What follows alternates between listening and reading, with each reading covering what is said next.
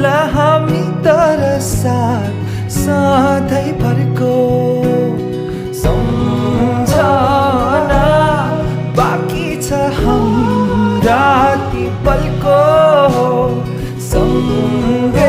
नहोला हामी तर साथ सधैँभरको